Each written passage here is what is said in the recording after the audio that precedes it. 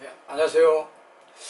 자, 우리 경제학 오늘 78강 지난 시간에 그 솔로 성장 이론에 대해서 설명을 드리는데 계속 그 솔로 이론에 대해서 이제 구체적인 솔로 이론의 내용에 대해서 살펴보도록 하겠습니다.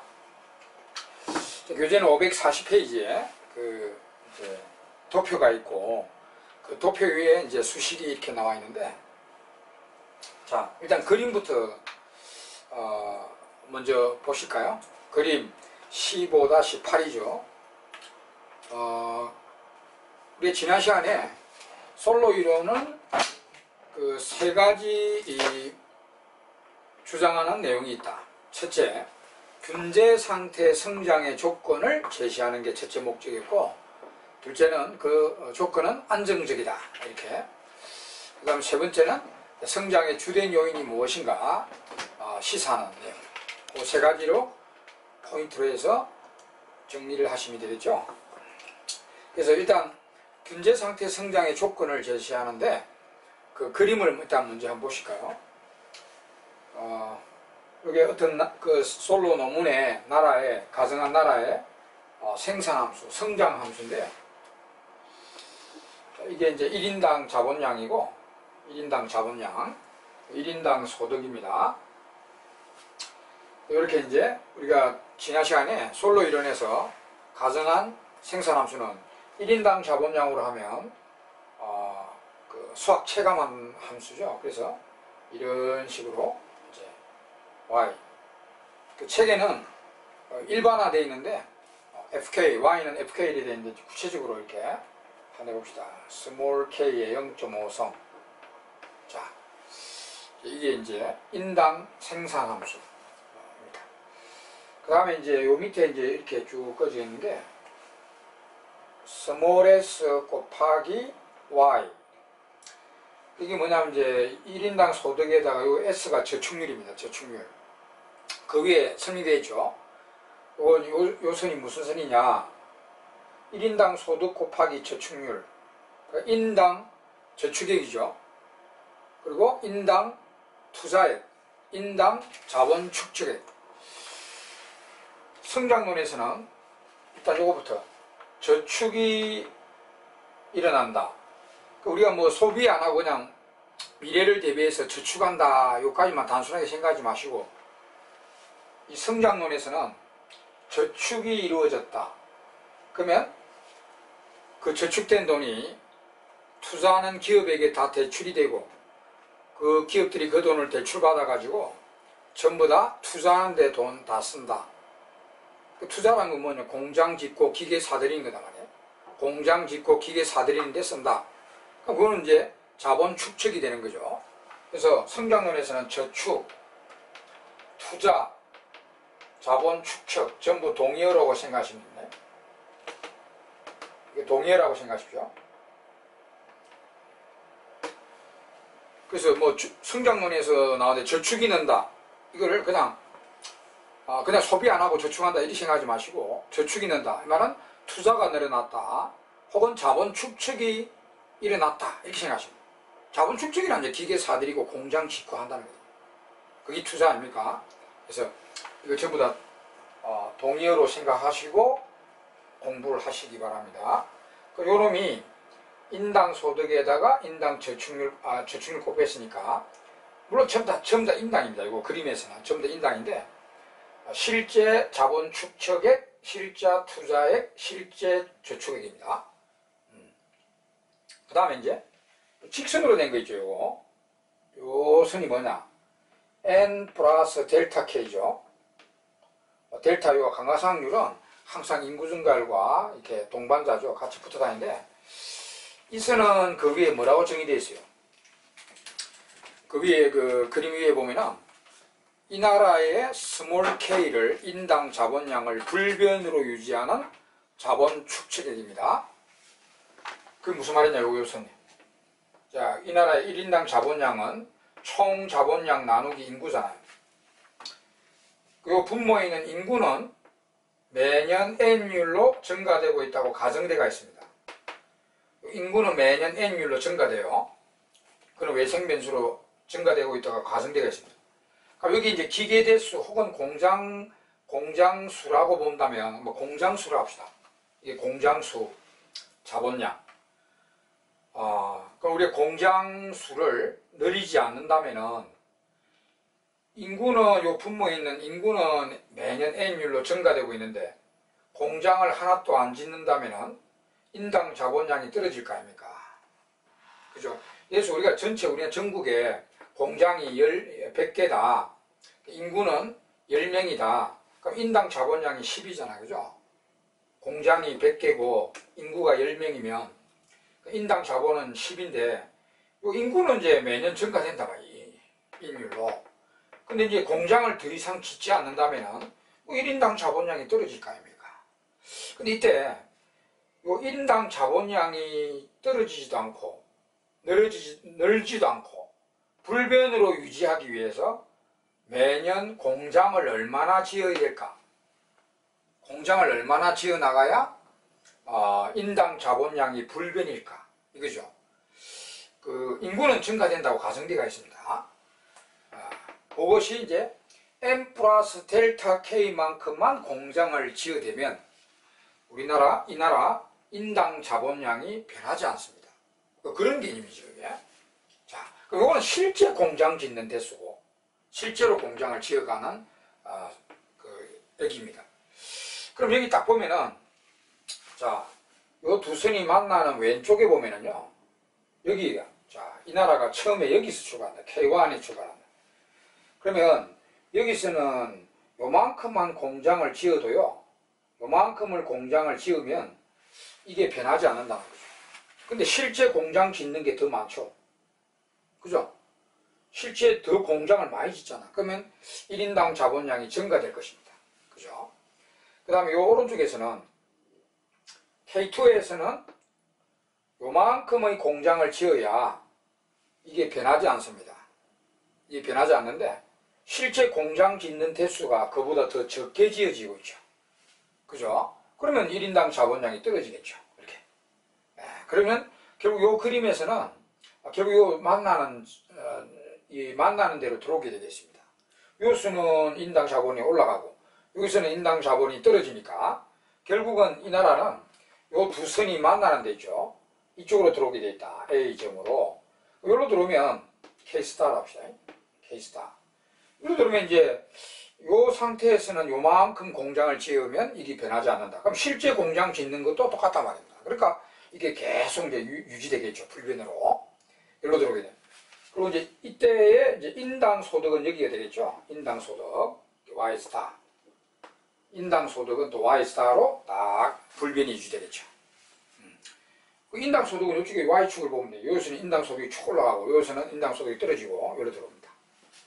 그래서 이 그림에 의하면 결국 이 나라는 이 K스타, Y스타 그리고 요 A 상태 요 두 선이 만나는 여기로 들어오게 되는데 바로 이제 여러분 솔로 이론 목적의 첫째 목적이 뭐였습니까? 균제 상태 성장의 조건을 제시하는 거였죠. 그게 바로 이 상태입니다. 이 나라가 이 상태로 들어가면 균제 상태 성장을 하게 됩니다. 제가요 증명은 우리 책에 이미 오른쪽 페이지 다 증명되어 있는데 다 삭제돼요. 증명하는 건 사족이거든요. 그냥 이거는 외우세요. 그냥. 이 솔로 이론에서 이 두 선이 만나는 대로 딱 이 나라가 들어오면 일로 들어오면 균제 상태 성장을 하게 됩니다. 자, 그거는 제가 이거 수학적 증명을 생략했기 때문에 그냥 외우세요.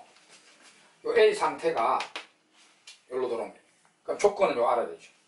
수학 계산 문제 이런 거 풀기 위해서 조건 알아야 됩니다. 솔로 이론에서 균제 상태 성장의 조건은 요 선과 요 선이 만나는 됩니다. 요 선과 요 선이 만나는. 그러니까 조건 우리 책에 우측 페이지에 적혀 있죠.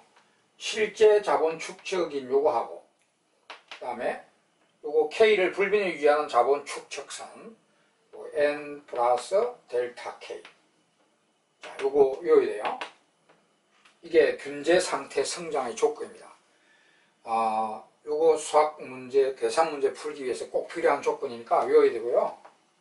솔로 이론에서 균제 상태 성장의 조건. 요거 그냥 그림 보면서 외우면 돼요. SY. 실제 자본 축적선. K 불변 유지 자본 축적선 이 두 선이 만나는 데입니다. 여기 그림에 의하면 여기입니다. 요걸 외워놓고요. 그럼 요 개념은 이제 예를 들어가면 인당 자본량과 인당 소득은 변하지 않습니다. 요거는 그림에 보이잖아. 인당 소득 안 변하고요. 인당 자본량도 안 변합니다. 근데 이제 우리가 안 보이는 이면에 있는 대문자 Y, 대문자 K는 어찌 되고 있나. 그것이 또 여기 이제 헷갈리게 만드는데, 그거는 이제 수학적으로 우리가 내용들을 다 생략한 것에 의해서 그것도 결과적으로 알아두세요. 그냥 외워두세요. 인당, 요거는 보이니까 보기 좋잖아. 인당 자본과 인당 소득은 여기 균제 상태에 들어가면 요거 두 개는 움직이지 않습니다. 변하지 않는다. 근데 일로 들어가면 대문자 Y와 대문자 K는 어찌 되느냐. 예를 들어 우리가 균제 상태 성장의 조건 하잖아요. 앞에서 했죠. 이게 경제 성장률인데, 이게 대문자 Y의 증가율인데, 이게 경제 성장률하고요, 총 자본 증가율 같아요. 같고, 이게 경제 성장률인데, 같고, 요놈이 인구 증가율과 감가상각률을 합친 것만큼 성장되는 겁니다. 그러니까 N 플러스 델타. 여기 균제 상태 성장의 그 상황 아닙니까? 칼도의 조사에 의하면 이런 식으로 성장돼 왔다고 자본주의 국가들이 조사가 됐잖아요. 그게 이제 균제 상태 성장이다 이렇게 하고 바로 여기입니다. 솔로 이론에서는 이 상태로 들어간 게 이런 성장을 구가하고 있는 거예요. 그러니까 예를 들어서 인구 증가율이 2%고 감가상각률이 3%면 이 나라의 총 자본 증가율과 총 경제 성장률은 5%로 매년 성장하는 그런 상태입니다. 요거는 안 보이니까 여러분들이 외워야 됩니다. 1인당 소득은 안 변해요. 1인당 소득은 이제 딱 변화율이 0%입니다. 근데 이게 경제 성장률이거든요. 그러니까 이거는 인구 증가율과 감가상각률을 합친 것만큼 매년 성장하고 있는 상태입니다. 그래서 여러분 착각을 많이 하시는데, 그림에 의하면 여기 가만히 있으니까 성장 안 한다 이렇게 이제 오해를 할 수 있는데 그렇지 않습니다. 인당 소득은 변하지는 않지만은 이게 여기 뒷면에, 요 칠판 뒷면에 안 보이는 거는 대문자 Y의 증가율은 이게 경제 성장률입니다, 여러분. 요놈이 경제 성장률이요. 이게 인당 소득이라는 말을 안 적으면, 또 인당 경제 성장률이란 인당이란 말을 안 붙이면 요겁니다. 그냥 경제 성장률이. 요것이 이 나라의 총 자본 증가율하고 같으면서 인구 증가율과 감가상각률을 합친 것만큼 매년 성장하는 상태입니다, 여러분. 여기가 바로 균제 상태 성장입니다. 이거 가만히 있다고 해서 성장 안 한다 이렇게 오해를 하시면 안 됩니다. 성장하고 있는 겁니다. 이거는 안 보이죠, 물론. 안 보이니까 제가 그냥 기억하시라고 하잖아요. 자, 그렇게 공부를 하시고요.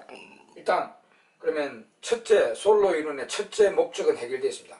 균제 상태 성장, 이게 균제 상태 성장은 아닙니까? 이런 식으로 매년 어떤 나라가 숫자는 달라질 수가 있지만 내가 2, 3회로 가정하면은 이 나라에 이게 2, 3이면 이 경제 성장률은 5%로 매년 성장하는 상태입니다. 그거 이제 조건을 여기 해명했다 말이에요. 이 선과 이 선이 만나면 균제 상태 성장을 하게 된다. 그 이제 첫째는 그냥 그렇게 공부하시면 됩니다. 그 다음 이제 두 번째는 뭡니까? 이 조건이 안정적인가 불안정적, 결론은 알고 있죠. 안정적이죠.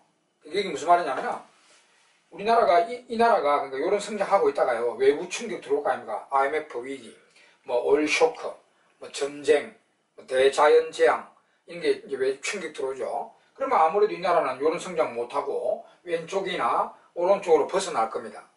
벗어나게 됩니다. 이렇게. 그럼 왼쪽이나 오른쪽으로 벗어나면 이런 성장을 못하게 됩니다. 균제 상태 성장을 못하게 되겠습니다. 그러면 시간만 흐르면 어찌 되느냐? 결론은 알고 있죠. 벗어나도 시간만 흐르면 정부가 어떤 정책을 펼치지 않아도 저절로 일로 들어오게 돼 있어요.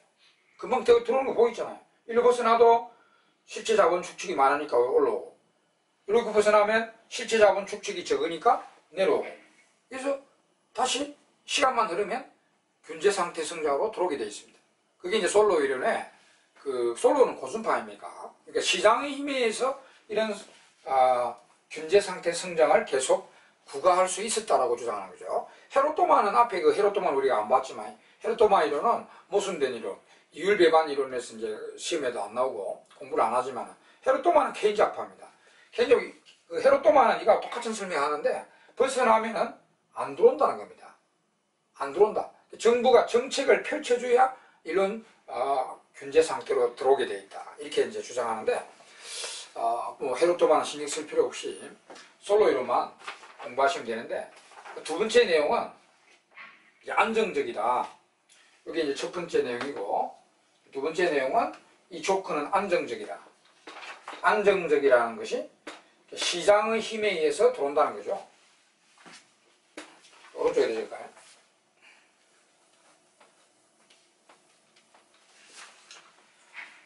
두 번째 조건 해명인데 이제 그 조건은 안정적이다. 시장의 힘에 의해서 다시 균제 상태로 들어오게 돼 있다. 결론 나오겠죠. 왼쪽 벗어나도 들어오고 오른쪽 벗어나도 들어오고 이렇게. 만약에 이제 시험에 결론만 물어봤다면 여기 외부 충격 들어와 있고 왼쪽으로 벗어났다, 오른쪽으로 벗어났다. 이 아무런 상황 변화가 없다면 이 솔로인에서는 어떻게 되냐 이러면 다시 균제 상태로 들어오게 되어 있습니다. 결론은 그렇고 그러니까 구체적으로 어떻게 들어오냐, 구체적으로 어떻게 들어오냐 이제 여러분 요 그림 밑에다가 여기 K1 밑에다가 K2 밑에다가 적어 놓으면 돼요. 구체적으로 어떻게 들어오지? 지금 시장의 힘에 의해서 들어오는데 벗어나도 다시 균제 상태로 들어오게 되어 있는데 구체적으로 어떻게 들어오지? 이렇게 물어본다면 이제 답을 해야 될 거 아닙니까? 그래서 그 그림 밑에다가 K1 밑에다가 K2 밑에다가 우리 책에 GWGN 뭐 GWGN 뭐 이꼴 뭐 이렇게 해놓은 거는 그거는 필요 없는 용어입니다.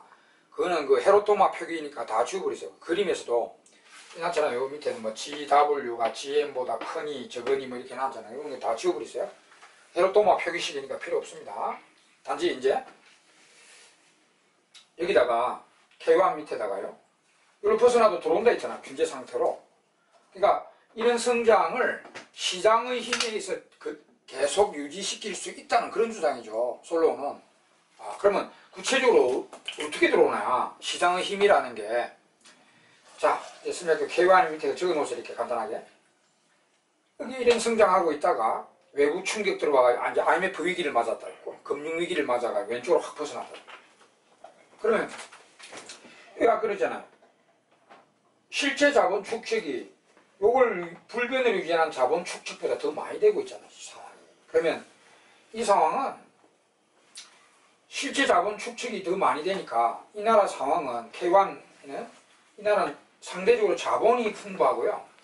노동이 상대적으로 부족한 상황입니다.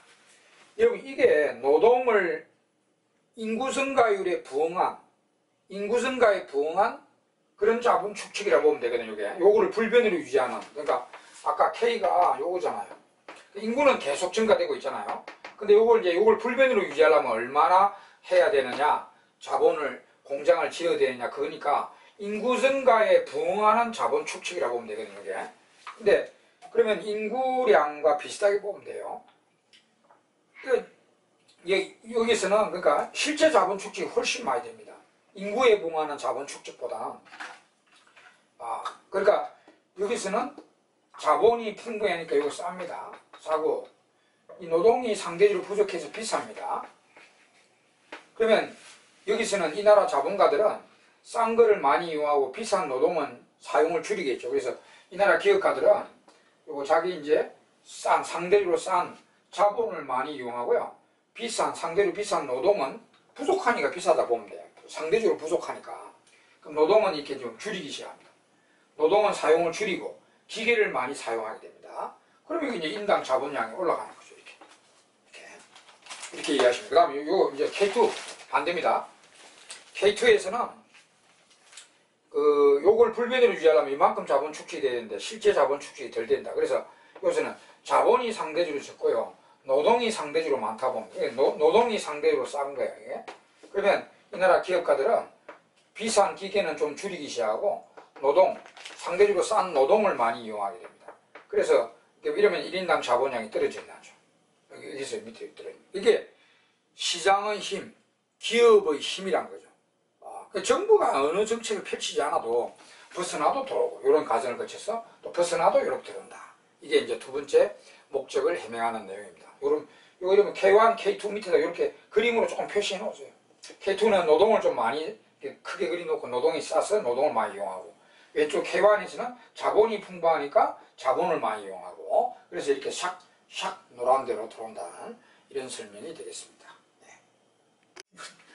네, 끊으면 돼. 자, 그 다음 이제 마지막 내용, 이제 성장을 위한 주된 요인이 뭔가, 이 시사 요인, 제일 중요한 겁니다. 자, 성장 요인, 시사. 자, 요거는 우리 책에 541쪽의 박스에 딱 정리되어 있죠. 제가 책에는 이제 그림이 안 나타나지만 제가 이거 이제 설명하면서 그림으로 딱 보여드릴게요. 일단은 성장의 요인을 어떻게 시사하냐, 세 개를 시사합니다.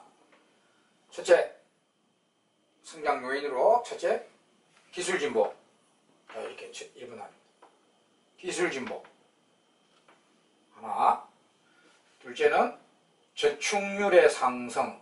이 저축률 상승은 뭐 이제 투자 증가, 이 말이에요. 자본 축적 증가. 저축률 상승. 저축 투자, 자본 축적 증가.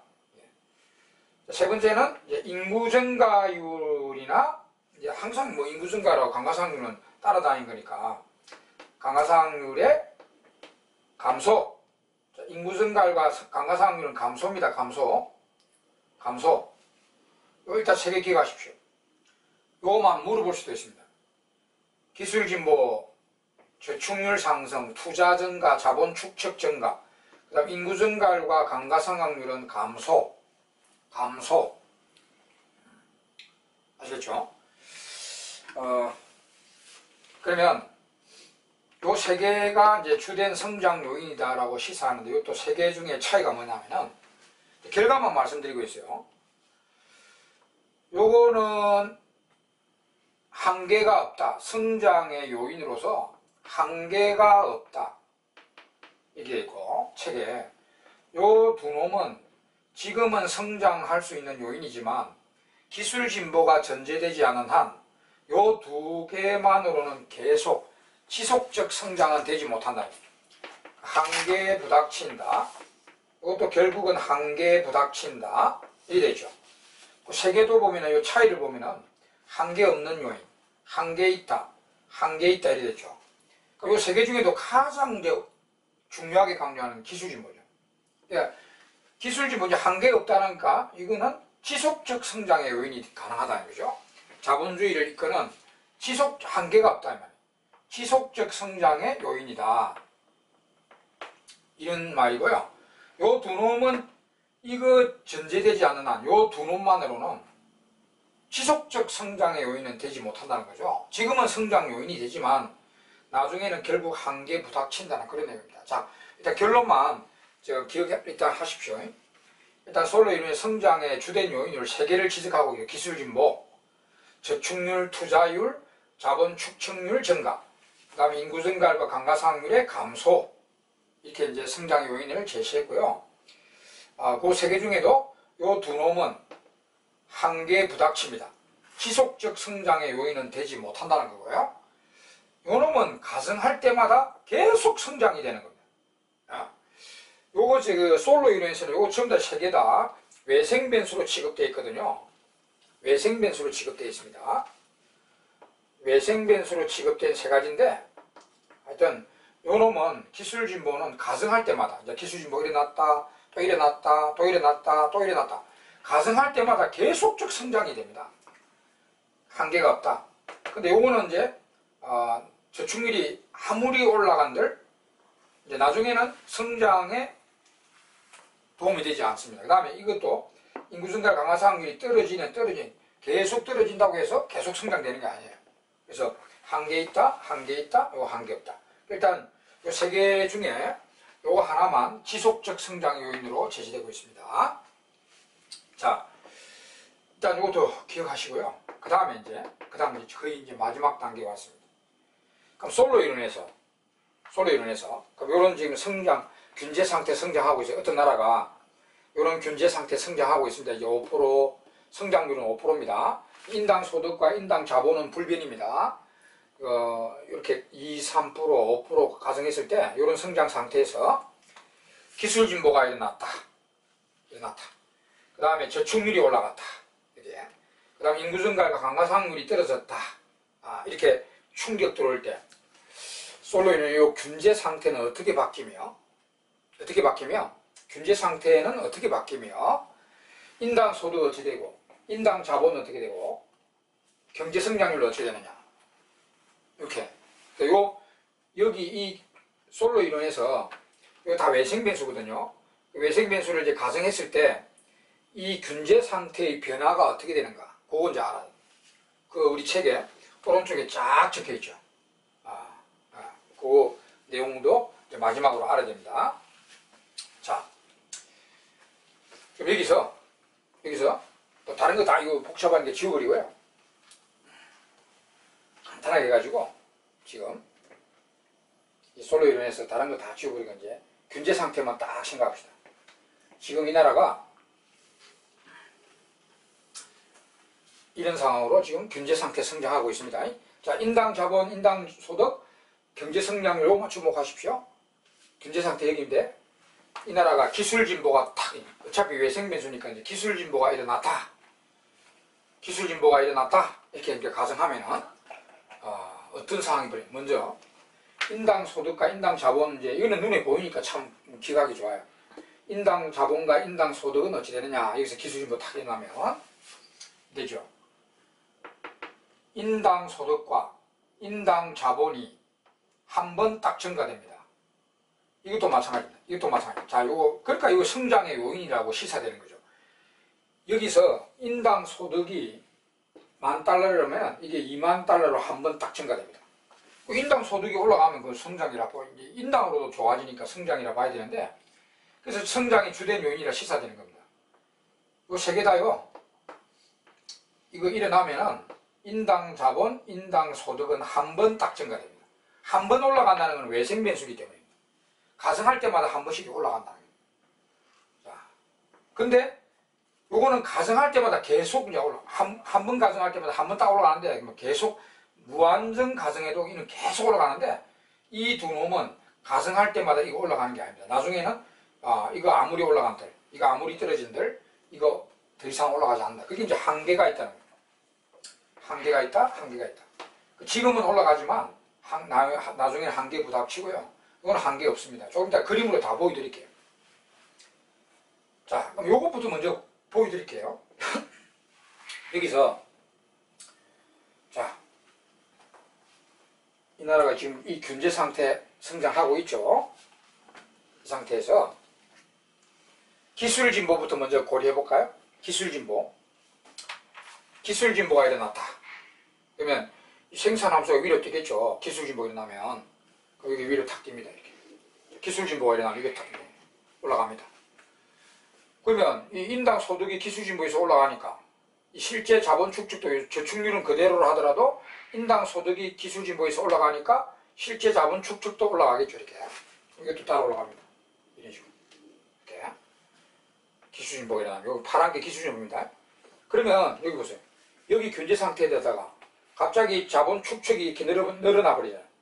인구 증가나 감가상률이 그대로인데 자본 축적이 확 늘어나 버리잖아요. 그죠? 소득이 늘으니까 실제 자본 축적이 늘어납니다. 그러면 우리가 새로운 균제 상태는 여기죠, 이제. 여기.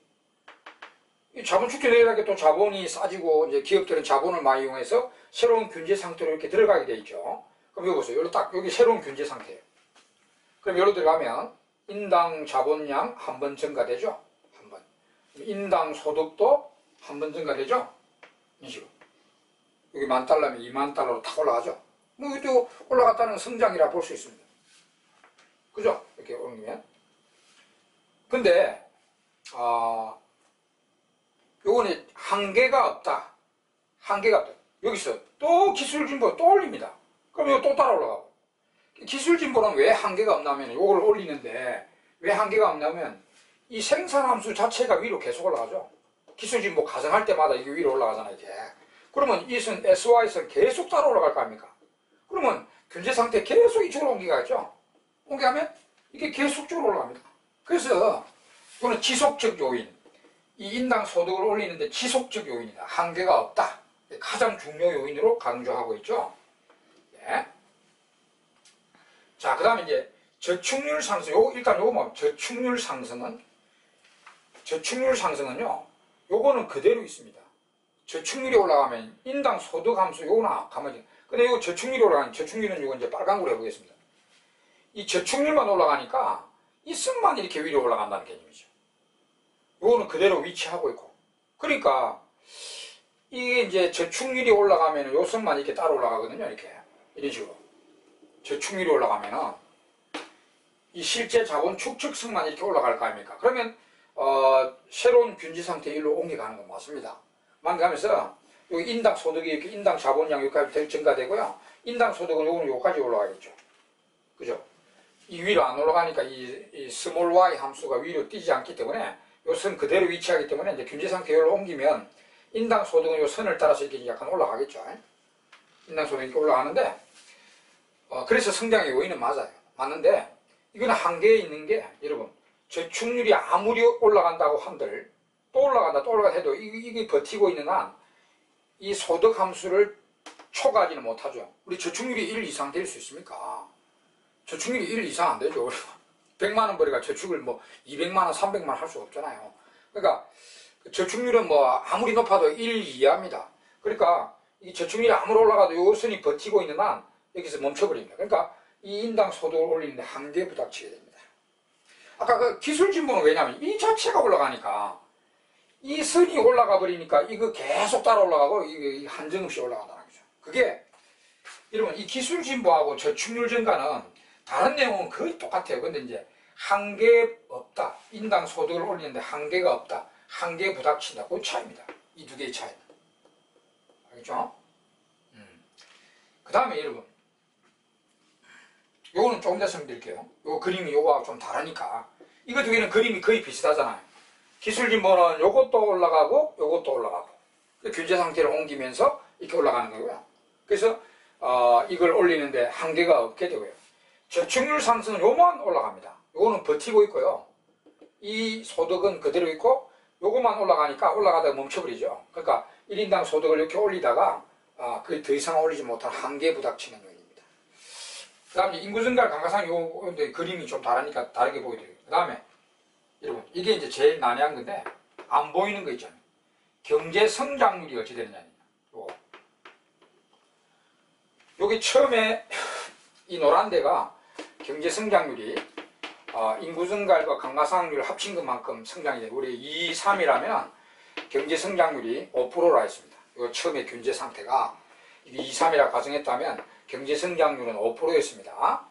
그럼 여기에 기술 진보가 일어나고 저축률이 올라가면 요 경제 성장률은 어떻게 되느냐 이건데 이건 안 보이니까 외울 수밖에 없어요. 여기 안 보이잖아. 대문자 Y는. 그러니까 아주 쉽습니다. 이게 이렇게 항상 솔로 이론의 균제 상태에서는 경제 성장률이 인구 증가율과 감가상각률과 같아집니다.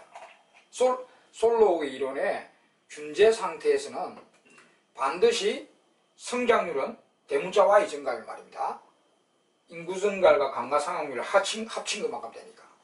그러면 우리 기술 진보나 저축률 상승은 이 두 놈이 안 움직이잖아요. 이 두 놈이 안 움직이니까 성장률은 그대로 유지됩니다. 그렇게 생각하면 돼요. 그러니까 이쪽으로 가도 기술 진보나 저축률 상승으로 경제 상태가 옮겨가더라도 물론 1인당 소득은 이렇게 올라가죠. 한번 올라가는데 이 대문자 Y 증가율, 경제 성장률은 이 두 놈이 그대로 있으니까 이것이 변하지 않습니다. 물론 더 구체적으로 말씀드리면 기술 진보나 저축 상승은 여기 이게 자본 축적이 확 늘어나니까 여기서 경제 성장률 5%인데 딱 저축률이 이제 올라가면은 자본 축적이 올라가면 성장률이 처음에는 이렇게 6% 올라가요. 올라가는데 새로운 경제 상태로 가는 과정에 자본을 많이 이용하니까 자본을 많이 이용하면 자본의 수학 체감 법칙에 의해서 성장률이 다시 떨어지게 됩니다. 올라갔다 단기적으로 성장률이 탁 올라갔다가 그래서 5에서 6으로 확 올라갔다가 이게 올라가는 과정에 자본을 많이 이용해서 가니까 자본의 수학 체감 때문에 성장률이 이게 세기로 가는 과정에서는 자본을 많이 이용하면은 자본의 수학 체감 때문에 성장률이 떨어지게 되어 있습니다.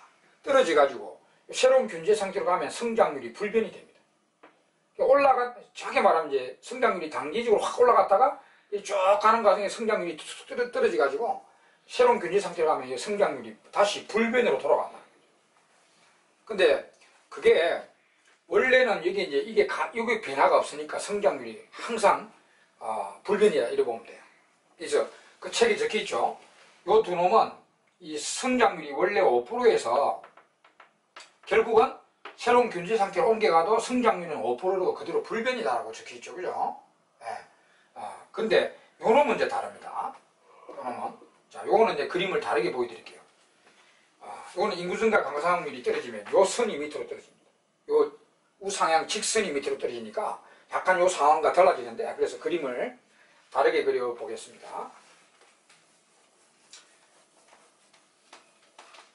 자, 간단하게 그리세요. Y, SY, 그 다음에 M 플러스 델타 K. 지금 균제 상태 여기 1인당 자본량 여기, 1인당 소득 여기. 여기 이제 성장률은 이제 인구 증가율과 감가상각률만큼 5%로 성장하는 상태다. 여기서 이제 인구 증가율이나 감가상각률이 떨어지면 이 선이 밑으로 떨어진대요. 여기. 이 선이. 이 식으로. 요 직선의 기울기가 M 플러스 델타 아닙니까? 그러니까 여기 떨어지거나 여기 떨어지면은 이 선이 이렇게 N-나 델타 다시 K 돼가지고 이 선이 밑으로 툭 떨어집니다. 그러면 요 상황 보세요. 이거는 자본 축적은 그대로 되고 있는데 인구나 감가상각률이 떨어져 버립니다. 그러면 상대적으로 자본이 많아지는 거죠. 자본은 그대로 축적되고 있는데 인구가 줄어들면, 그러니까 상대적으로 자본이 많아지니까 내용은 똑같아요. 자본이 많아지기 때문에 자본을 많이 이용해서 새로운 균제 상태 여기입니다.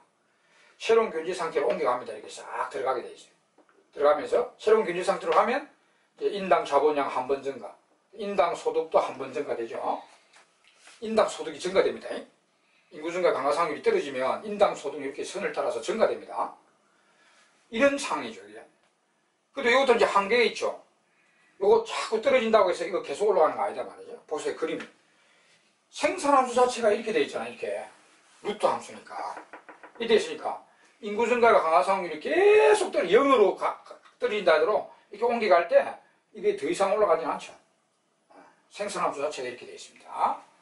그래서 그건 이제 한계가 있다는 거 이미 보여주고 있고요. 그 다음에 요거는 이제 여기로 옮겨가면 성장률은 어떻게 될까? 이것도 간단하게 항상 균제 상태의 솔로 이루는 균제 상태의 성장률은 인구 증가율과 감가상각률만큼 된다 이렇게 보면 돼요. 그러면 여기는 인구 증가율과 감가상각률이 떨어졌잖아요. 그러면 이게 성장률이 떨어진 만큼 떨어져 버립니다. 네? 예를 들어서 여기 처음에는 2, 3이었다가 인구 증가율이 1%로 떨어졌다 합니다. 그러면 성장률은 4%로 떨어지게 됩니다. 인구 증가율이 2%에서 1%로 떨어지다 가정한다면 이 경제 성장률은 5%에서 4%로 떨어지고 끝납니다. 이거 이제 이거는 자본 축적은 그대로 되어 있는, 정확하게 말하면 자본 축적은 그대로 되어 있는데 인구가 감소되어 버렸거든. 그러면 이거는 단기적으로 성장률이 불변이에요. 5%. 근데 그래도 상대적으로 자본이 풍부하니까 자본을 많이 이용해서 일로 가는 과정에서는 성장률이 떨어지거든. 항상 자본의 수학 체감 때문에 자본을 많이 이용하면 성장률이 떨어집니다. 그래서 이거는 성장률이 5%의 불변인 상태에서 떨어지니까 이 새로운 경제 상태로 가면 인구 증가율이 떨어진 만큼 성장률이 떨어지고 끝납니다. 이거 조심해야 돼요. 성장률은 떨어집니다. 근데 인당 소득은 오릅니다. 오르고 성장률은 떨어져요. 그리고 여러분 이게 이제 성장률이 떨어진다 해서 경제 태고라 생각하면 안 돼요. 성장률이 떨어지는 거지 Y 자체가 떨어졌다는 이야기가 아닙니다. Y가 계속 오르는데 5%로 올라가다가 4%로 올라간다 그 말이지 Y 자체가 떨어졌다는 말이 아니에요. 그래서 오해를 하죠. 성장률이 떨어졌다니까 이게 무슨 성장이냐, 성장 퇴보된 거 아니냐 이렇게 이야기하는데 아닙니다. Y 자체는 계속 오르는데 올라가는 속도가 이제 이렇게 5%로 올라가다가 4%로 올라간다 그 뿐입니다. 그거 이제 조심해 두시기 바랍니다. 자, 이렇게 해서 이제 솔로 이론에 대해서 전체 다 내용을 3가지 목적으로 해서 설명을 다 해드렸습니다. 그럼 다음 시간에 우리가 이제 나머지 2가지 최적 성장론과 내생적 성장 간단한 거 2개 또 다음 시간에 설명하도록 하겠습니다. 예, 수고했습니다.